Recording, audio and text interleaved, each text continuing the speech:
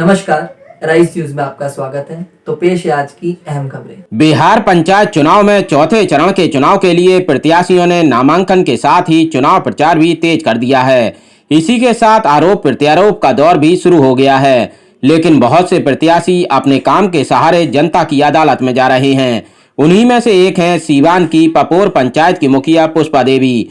पुष्पा देवी लगातार 2 बार पपोर पंचायत से मुखिया रह चुकी हैं और एक बार फिर जनता की अदालत में हैं। पुष्पा देवी कहती हैं कि उन्हें पपोर पंचायत की जनता पर पूरा भरोसा है। उन्होंने पंचायत में जो विकास कार्य कराए हैं, जनता उसकी मजदूरी उन्हें जरूर देगी।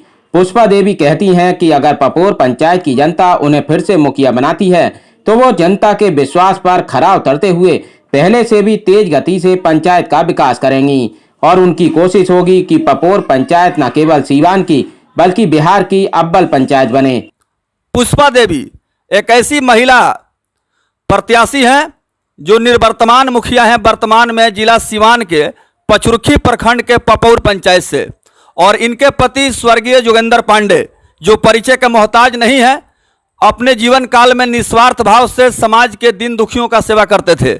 और पुष्पा देवी का भी ठीक इसी प्रकार का भी विचारधारा है और अपने पति के विचारधारा को आगे बढ़ाते हुए पंचायत पपोर की जनता से एक बार फिर आशीर्वाद मांग रही हैं और जनता की अदालत में है। मैडम, आपका बहुत बहुत स्वागत है राइस न्यूज लाइव में।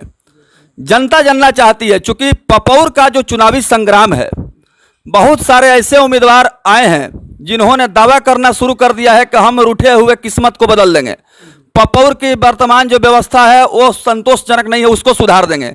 लेकिन कहना आसान है, करना बड़ा मुश्किल है।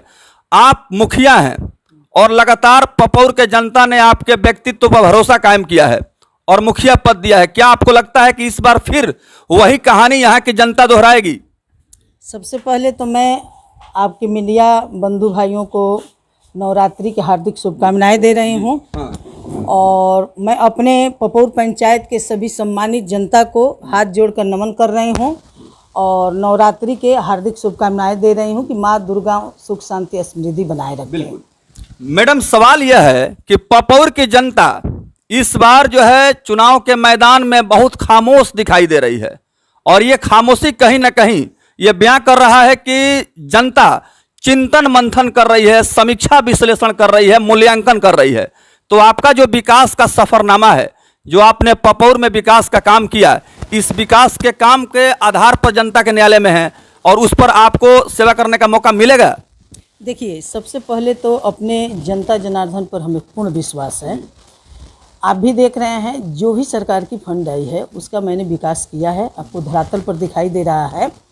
और बहुत सारी जो समस्याएं हैं जिसको फेसबुक से गलत आईडी से गलत तरीका से उसको प्रचार प्रसार किया जा रहा है, तो कहीं ना कहीं जो सामने नए प्रत्याशी का चेहरा है उनका एकार है। आजकल जो है ई स्वराज जो पोर्टल है पंचायती राज का, उस पर ये दिखाया जा रहा है कि हमने ग्राम पंचायत के लिए ये योजना को तय किया और उसका जो है राशि इतना हुआ। जैसे मान लीजिए कि 30 मटुक छपरा 9 नंबर वार्ड में 30 सोख्ता का निर्माण, तो उसको लिखा गया है और सरकार से मांग की गई है, उसकी प्रकालित राशि अनुमानित दिया गया है। तो ऐसे चीज़ों को लोगों ने उस पोर्टल से निकाल के और फेसबुक के आईडी द्वारा उसको प्रचार प्रसार किया जा रहा है कि मुखिया जी ने गबन कर लिया। अच्छा। कहीं मान लीजिए मनरेगा में तो मजदूर, आप देख ही रहे हैं, मजदूर को ही देना है, मजदूरी जो है मनरेगा लाभुक ही उठाएंगे। उसमें मान लीजिए कोई भी सक्षम व्यक्ति मजदूरी कर सकता है, इसमें कोई रोक टोक नहीं है। तो ये सब चीज़ जो है फेसबुक आईडी से अभी देखिए, अगर हम में कहीं कमी हो तो हमको तो जिला से डरना है ना, क्योंकि अगर हम अपने कलम से अपने से गलत किए हो तो जो गलत नहीं किया हम तो अस्थिर हैं, ठीक है, हमको कोई टेंशन नहीं है। टेंशन उस व्यक्ति को है कि हम चुनाव में हार रहे हैं। और हमारी जो पपोर पंचायत की आप जो कह रहे हैं ना कि ग्रामीण जनता जो है चुप है, तो वास्तव में वो मंथन कर रहा है कि ये जो नए चेहरा आया हुआ है वो कौन सा रंग, कौन सा ब्यार जो है गलत निकाल रहा है हमारे मुखिया जी के लिए, वो मेरे लिए और कारगर साबित हो रहा है।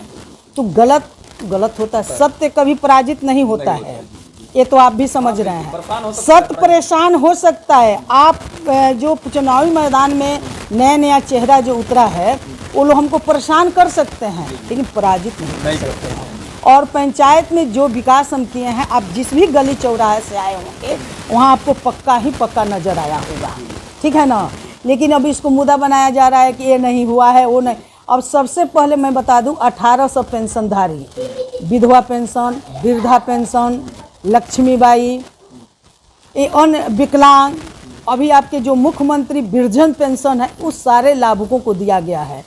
अब जैसे प्रत्याशी कह रहे हैं कि फलानवा का पेंशन नहीं हुआ, क्यों नहीं हुआ है? उनका उम्र वास्तव में 80 साल है, लेकिन उनके आधार कार्ड में 54 वर्ष है, तो कैसे हम दे देंगे? अच्छा, आवास जिनका है, आवास का अगर नंबरिंग नहीं आया है तो ये मुखिया जी का काम अब नहीं है कि वो ज़बरदस्ती उनका आवास इनको दे दें। अच्छा, ये जो है डिजिटल ज़माना है, इसमें आप किसी का पैसा आप नहीं उठा सकते हैं, ये आप भी जानते हैं। तो बहुत सारी जो बातें हैं वो जो है कुछ लोगों को सिखा के पढ़ा के दिन भर यही एक चर्चा का विषय ये लोग बना के रखे हुए हैं कि मुखिया जी इससे कमज़ोर पड़ जाएं या लज्जित हो जाएं। देखिए, जब हम काम किए हैं तो हम क्यों डरेंगे? आप गलत नहीं किए हैं तो हम गलत बात क्यों सुनेंगे? क्योंकि हमको अपनी जनता पर विश्वास है। 10 साल से हम नहीं किए हैं तो क्या हमको जनता ऐसे ही बैठा के रखा है? आप क्या अपील करेंगे कि जनता इस बार जो है एक बार फिर से आपके ऊपर भरोसा कायम करे और आपको अपार जन समर्थन और आशीर्वाद देकर के मुखिया पद पर फिर से सुशोभित करे? देखिए, सबसे पहले तो जनता जनार्दन से आशीर्वाद मिला।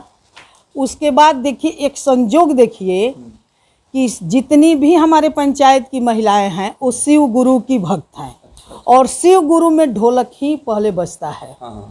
और माँ के आशीर्वाद से इस नवरात्रि में हमको चुनाव चिन्ह मिला है ढोलक छाप, जो 2 नंबर पर है। तो कहीं ना कहीं माँ का कृपा और हमारे पंचायत के बुजुर्गों और जितने भी पढ़े लिखे लोग सम्मानित व्यक्ति हैं, समझदार हैं, उन लोगों की कृपा से हमको जो है ढोलक छाप मिला हुआ है। एकदम पूर्ण विश्वास है, एकदम हमको पूर्ण विश्वास है कि जनता इस ढोलक का अनादर नहीं करेंगी। तो आज हम थे पपौर पंचायत के तमाम क्षेत्रों का धरातल पर जायजा लेने के बाद निवर्तमान मुखिया पुष्पा देवी से हमारी मुलाकात हुई। साक्षात्कार के क्रम में इन्होंने स्वीकार किया कि जो मैंने काम किया है, जनता का सम्मान किया है, उसी के आधार पर फिर से जनता के न्यायालय में हूं और पंचायत की जनता दिग्भ्रमित नहीं होगी।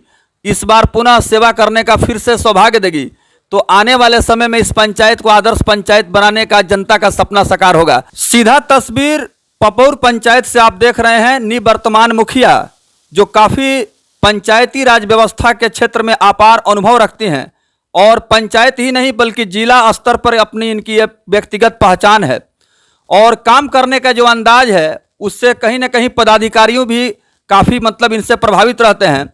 एक बड़ा महत्वपूर्ण सवाल यह है कि जब से सोशल मीडिया का ज़माना आया है, लोग इसका बहुत सारे जगहों पर गलत इस्तेमाल भी करने लगे हैं। हालांकि साधन सुविधा और विज्ञान का विकास का जो चमत्कार हुआ, इसका इस्तेमाल अगर सही ढंग से किया जाए तो समाज और राष्ट्र का जो व्यवस्था है उसमें सुधार होगा। लेकिन इसका कुछ गलत इस्तेमाल भी असामाजिक तत्वों के द्वारा किया जाता रहा है, जिससे कि समाज में इसका बड़ा व्यापक दूरगामी दुष्परिणाम सामने आता है। पपौर पंचायत की जो मुखिया पुष्पा देवी हैं, हम उनसे जानना चाहेंगे कि क्या पपौर में इस तरह की कोशिश हुई है क्या कि आपके छवि को धूमिल किया जाए? देखिए, सबसे पहले मैं आपको बता दूं, जीपीडीपी के माध्यम से जो योजनाएं पोर्टल पर चढ़ाया जा रहा है और अनुमानित राशि से चढ़ाया जाता है, वो सारी चीज़ों को जो लोगों ने निकाल के एक पपौर पंचायत आईडी बनाया हुआ है और उस पर जो है वो हमारे पंचायत के लोगों को दिग्भ्रमित कर रहे हैं। इस बात को मैं खंडन करती हूँ, ये गलत है, ऐसा नहीं उन लोगों को करना चाहिए। ये सरकार के से जो मान लीजिए पोर्टल बना हुआ है तो इस सबको देखने के लिए बनाया गया है। ये नहीं कि इसको उतार के निकाल के इसका गलत इस्तेमाल किया जाए। इस चीज़ को मैं गलत मानती हूँ और मैं पूरे पंचायत वासियों से हाथ जोड़ के निवेदन करती हूँ कि ये गलत को गलत ही मानिए।